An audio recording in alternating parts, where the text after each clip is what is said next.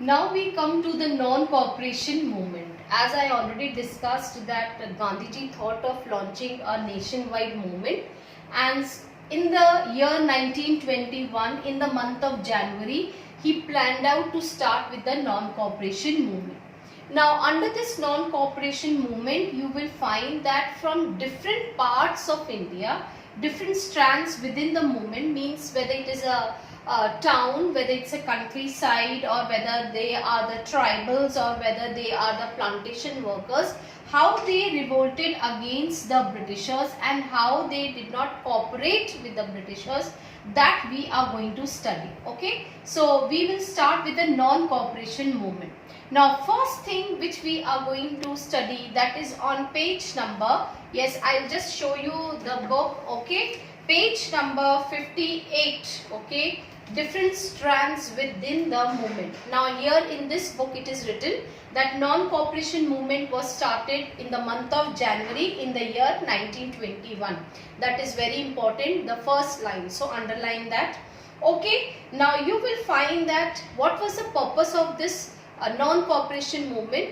This purpose was that to call for the Swaraj, okay, complete independence, and the different people staying in different corners of India should participate in this non-cooperation movement. Now the first topic which is there, 2.1, the movements in the town. Now how the people in the cities and in the smaller towns and all, how did they participate in it? You will find the middle class section, they participated, who were living in the small towns and all, cities and all. How did they participate? Now they participated in such a way, like children, they were not going to the missionary schools and all, the schools which were opened by the British, okay, English medium schools and all, the teachers who were working there, the officials who were working in the British administration and all, the lawyers, the teachers, all these kind of people who were there, the lecturers in the college, they all resigned. Okay, so in that way they participated. Apart from that, you will find that the council elections were boycotted in most of the provinces except in Madras, okay, where the Justice Party, the party of non-Brahmins, felt that entering of the council, okay, Madras में सिर्फ participation नहीं हुआ था क्योंकि वहां पे non Brahmins भी थे, तो नॉन ब्राह्मण्स को ये फील होता था कि if they are going to participate then they will not get the chance to become the member of this party. Okay, second is that the shops were being picketed. Now what do you mean by picketed? This is already being given in your book in the form of new words, that is a form of demonstration or process by which the people block the entrance of the shop or factories or the offices. Okay, so the offices were being blocked up, the shops were being blocked up, the factories were being blocked up, and the things were being taken out and they were being collected in large scale, and then the bonfire was being done. Okay, so you will find that the foreign goods which were there, which were being imported from the foreign land to here to in this country, that was being reduced. Now there is one figure being given between 1921 to 1922. You will find till 1921 the import of the foreign goods were around 102 crores. But just because when this movement started, the non-cooperation movement, that just reduced to half into 57 crores. Means जो import foreign goods का आता था हमारी India में, it was around 102 crore. और ये जब non cooperation movement start हुआ, जब लोगों को समझ में आया कि हमको ब्रिटिशर्स के साथ कॉपरेट नहीं करना है, and then we have to participate in this movement, so they just reduced and they start and they said no for purchasing the foreign goods and all. So the import of goods went to 57 crores, and that also initiated the Indian factories and industries, especially the cotton and textile industries. Apart from that, you will also find in this movement more and more influence was being given for khadi, handmade woven clothes and all. Gandhiji, wherever he toured in this movement, he always emphasized the people to have a charkha in their homes and to wove the thread and yes, have the handmade clothes and all. But khadi was literally very expensive and it was not affordable for the yes, poor sections of societies and all. And ultimately this movement started with full length children, but after a short period of time people started moving back to the offices and all, because that was the source of their income. Khadi could not be implied to every section of the society because it was costlier. Okay. Now we come to rebellion in the countryside. Okay, this is a very important topic, rebellion in the countryside. We are going to talk about Baba Ramchandra, and then we are also going to talk about the implementation of Audh Kisan Sabha. Okay, and then how Jawaharlal Nehru also participated in this. Now rebellion in the countryside, you will talk about the peasants. Okay, जो farmers थे उनके साथ कितना ज़्यादा exploitation होता था, उनके साथ revenues कितने charge किए जाते थे, taxes were being levied. So this Baba Ramchandra, who was an indentured labor, who had gone to Fiji and worked there as a plantation worker for many years, when he returned back and he thought that he has to do something for the peasants, okay, for the farmers and all. So he moved around to the different parts of the areas and all, and he was against the talukdars and the zamindars and all, because they were charging high rents to the peasants and the farmers and all.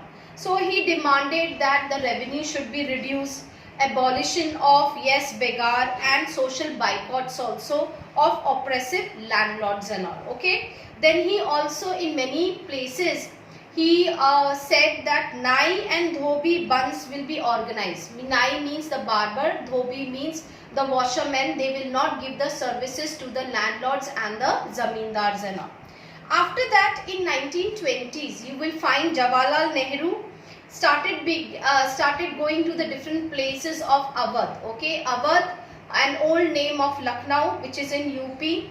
And he went and toured around in different places of UP and all, and there with the help of that he brought out the Audh Kisan Sabha. Audh Kisan Sabha, okay, that is very important, you have to underline that. Okay, and within a short period of time 300 branches were being opened, in which all the grievances of peasants and farmers were being heard and the things were being solved, and it was very beneficial for the yes, farmers and the peasant class and all.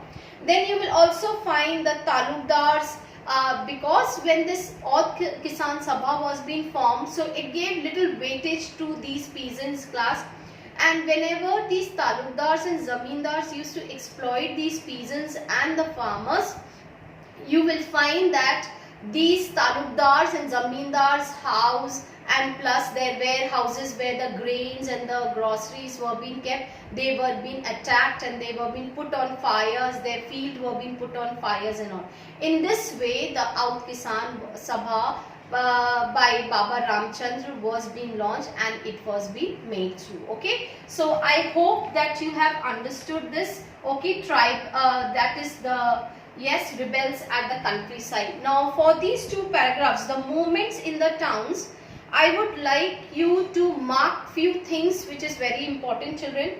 One is picketing. Okay, now a question can come for 5 marks for this non-cooperation, that explain the different strands within the movement, or you will find that which kind of people participated in non-cooperation movement. So you have to talk about towns, then you have to talk about the countrysides, then you have to talk about tribals, then you have to talk about the plantation workers. So this is a lengthy answer, and today we are going to complete all these topics which will carry all the points related to this question. Okay, so you can write one question here, children. Yes, explain the different strands within the movements. Okay, or how did the different people participated in yes, from different corners in non-cooperation movement. How did the different people from different corners participated in non-cooperation movement? So first we talked about the movements in town, that was related to, yes, we talked about picketing, okay, picketed, that word we studied. Then we also studied that Gandhiji influenced the khadi, okay, to khadi to be influenced in most of the areas. Then we studied the rebellion in the countryside, where we talked about Baba Ramchandra.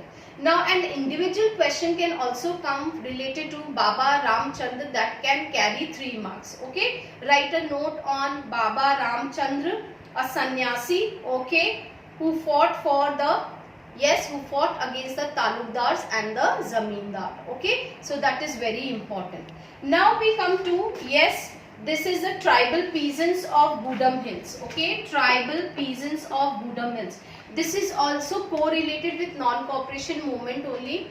Now in Andhra Pradesh, in Gudam Hills, the tribals were living, and when this Forest Society Act, or you can, the Forest Act was being implemented, so forest was divided into 3 categories: reserve and protected and village forest. So when these tribals were being taken out from their areas, you will find that these people were being, yes, these people did not have any source of livelihood. They had to really beg outside. They were being taken out, okay, from these villages without any reasons. So now these tribals wanted to revolt against the Britishers, okay. So that these tribals from Gudam Hills of Andhra Pradesh, they revolted against the Britishers. Now one important figure in this paragraph, that is page number 60, you will find that Alluri Sitaram Raju. He is an important figure of this tribal group of Gudam Hills, okay, very important. Under this figure you will find that we have got a character sketch about him, that he claimed to have superpowers, okay. Then he protected lots of poor people. He was really a devotee of Gandhiji, okay. He was also called as an incarnation of God, means having special powers and all that. He had magical powers and all, okay. He was very much inspired by non-cooperation movement, and he always influenced and motivated his tribal people to always wear khadi and avoid drinking alcohol and all, and live a very simple life, okay. It has been also said that he, at many times, he was being shot by bullets, but with the incarnation of God, means with the superpowers, or you can say special powers which were being given by God, but he could survive for a longer period of time. So when these Britishers started attacking the Gudam Hills of yes, Andhra Pradesh, you will find that he and his colleagues and all the tribal groups, they fought, yes, courageously, and they fought for months and months. But after long period, he was being caught, and then he was being, yes, executed in the year 1924. And this particular personality, Alluri Sitaram Raju, became an important figure of Gudam Hills of Andhra Pradesh, and he became the folk hero. Many tales are also there. If you see the literature part or the folk tales of Andhra Pradesh. So this paragraph is also important. Individually also a question can come, that write a note on Alluri Sitaram Raju, the tribal head of Gudam Hills of Andhra Pradesh. Okay, is it clear? Now we come to Swaraj in the plantation. Now Swaraj in the plantation, this topic is correlated to the, yes, Assam plantation workers. Now these Assam plantation workers, and in the northern eastern states, the hills were cut down into steppes, and you will find that these people were being exploited very badly, because they had to sign a bond, okay. In your book you will find there is one, yes, line which is being very important, being given of the Immigration Act, okay, Inland Immigration Act of, yes, 1859. This line is very important. Again I am repeating, that is under the Inland Immigration Act of 1859. It was being said that Britishers are going to sign a bond with these plantation workers, and these plantation workers cannot move back to their villages or to their hometowns, okay. They had to sign a bond, and in this bond they had to work for years and years for a very less salary and all, and they were being exploited very badly.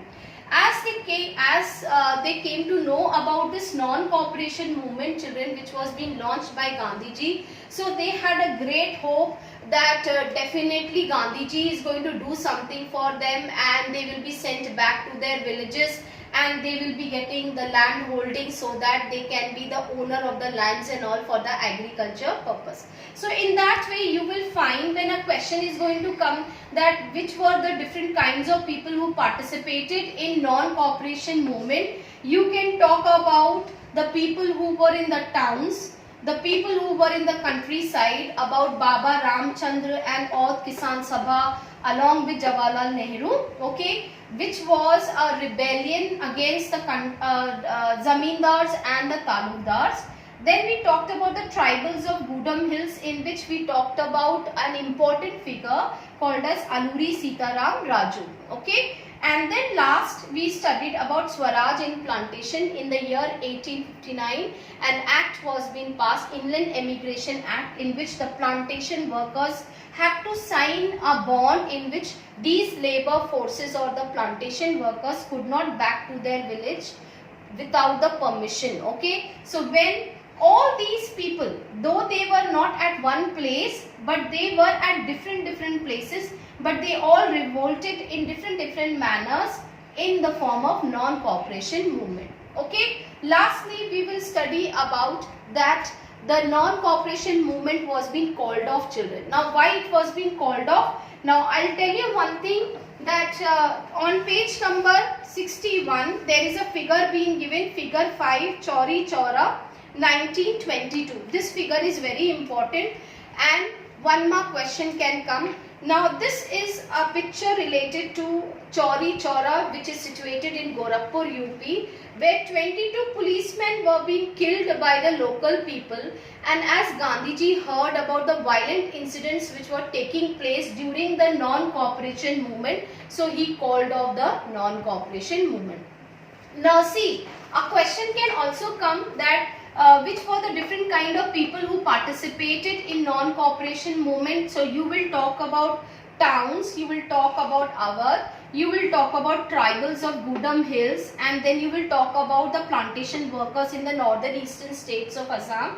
And then a question can also come that why Gandhiji thought of calling off the non-cooperation movement. So you have to talk about this figure, that at Chauri Chaura in Gorakhpur, which is in UP, where 22 policemen were being killed by the local people and they were being attacked, and seeing to the violent incident which was taking place during this movement, Gandhiji called off the non-cooperation movement. So I hope you have understood this topic. Next time when we are going to talk about Gandhiji now planned for a more bigger movement, that is the civil disobedience movement, okay. So I hope you have understood this question. We studied about non-cooperation, what constructive programs he brought up, and then which kind of people participated in this movement and why this movement was being called off, okay. Yes.